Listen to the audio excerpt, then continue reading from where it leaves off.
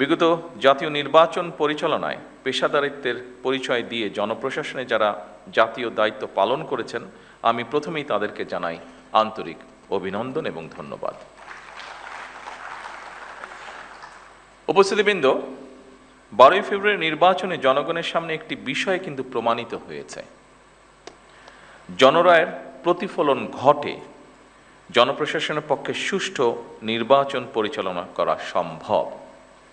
আমি যেটি বলতে যাচ্ছি, জনপ্রশাসন যদি সঠিকভাবে কাজ করে তাহলে অবশ্যই জনগণের রায় যে প্রতিফলিত হয় সেটি আপনারা প্রমাণ করেছেন 12 তারিখের নির্বাচনে। অপরদিকে যদি আপনাদেরকে কাজ করতে না দেওয়া হয় তাহলে কি হতে পারে সেটি আমরা 14, 18 বা 24-এ দেখেছি। আমি সেই ডিটেইলে গেলাম না। আজকের এই জেলা প্রশাসক সম্মেলন অবশ্যই নতুন কিছু নয়। এটি জেলা প্রশাসকদের একটি নিয়মিত বাৎসরিক সম্মেলন। আজ থেকে এটি শুরু হবে এবং 6 মে পর্যন্ত এটি চলবে।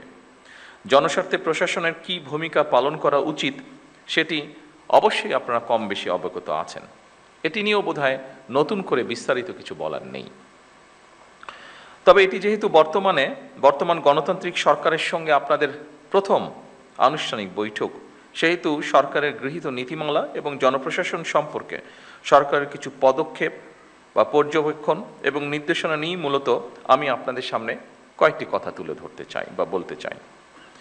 একটি দেশের জনপ্রশাসনে পদোন্নতি কিংবা পোস্টিংয়ের জন্য যতগুলি প্রশাসনিক পদ রয়েছে, প্রতিটি পদই রাষ্ট্র এবং সরকারের জন্য অবশ্যই প্রয়োজনীয় এবং গুরুত্বপূর্ণ।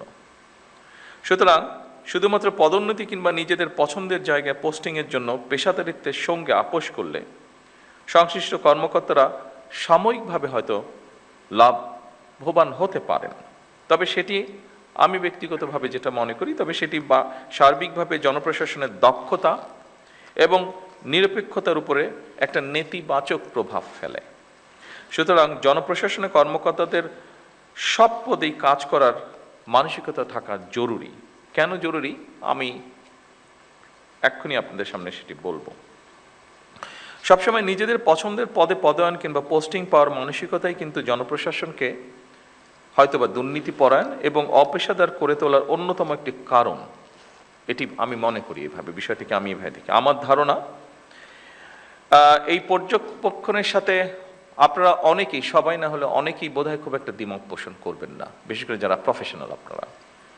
সুতরাং আপনাদের প্রতি আমার বিশেষ আহ্বান থাকবে, জনপ্রশাসনের প্রতিটি পদকে গুরুত্বপূর্ণ এবং অনিবার্য ভাবুন। দেশের যে কোনো স্থানেই যে কোনো সময় জনপ্রশাসনের যে কোনো পদে দায়িত্ব পালনের জন্য নিজেদেরকে দয়া করে মানসিকভাবে প্রস্তুত করে রাখুন। যে কারণে আমি কথাটি বলেছি সেই কারণটি হচ্ছে, দেখুন, আমরা সকলেই যদি একটি কথা মনে রাখি, সেটি হচ্ছে একটি সরকার যেরকম চিরস্থায়ী নয়, জনপ্রশাসনের কোনো পদ কারো জন্য চিরস্থায়ী নয়। এই জন্যই আমি পূর্বের কথাটি বলেছি আপনাদের সামনে। জনপ্রশাসনের যে কোনো স্তরের কর্মকর্তাগণ যদি রাষ্ট্রের প্রয়োজনে যে কোনো সময় যে কোনো পদে দেশের স্বার্থে যে কোনো স্থানে কাজ করার জন্য মানসিকভাবে প্রস্তুতি থাকেন, আমার বিশ্বাস জনপ্রশাসনে পেশাদারিত্ব গড়ে ওঠার ক্ষেত্রে এটা একটা সহায়ক ভূমিকা রাখবে। সম্মানিত সকল উপস্থিতিবৃন্দ, একটি গণতান্ত্রিক সরকার নির্বাচিত করেছে বিগত 12 তারিখের নির্বাচন সরাসরি এই দেশের জনগণ সরাসরি ভোটের মাধ্যমে।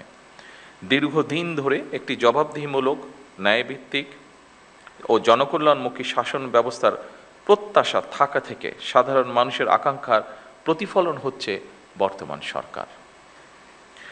স্বাভাবিকভাবেই জনগণ সরকারের প্রতিটি কাজের মাধ্যমে তাদের আকাঙ্ক্ষার একটি বাস্তব প্রতিফলন দেখতে চাইবে। সরকারের নীতি ও পরিকল্পনা বাস্তবায়নের ক্ষেত্রে আপনারা, যা আগের বক্তাগণ উল্লেখ করে গেছেন তাদের বক্তব্যে, আপনারা বিশেষ করে বিভাগীয় কমিশনার এবং জেলা প্রশাসকগণই জনগণের সঙ্গে সরকারের প্রধান সেতু বন্ধন। আপনাদের সততা, কর্মদক্ষতা এবং দায়বদ্ধতার উপরে সরকারের গৃহীত কার্যক্রমের সাফল্য বলা যায় প্রায় পুরোটাই নির্ভর করে।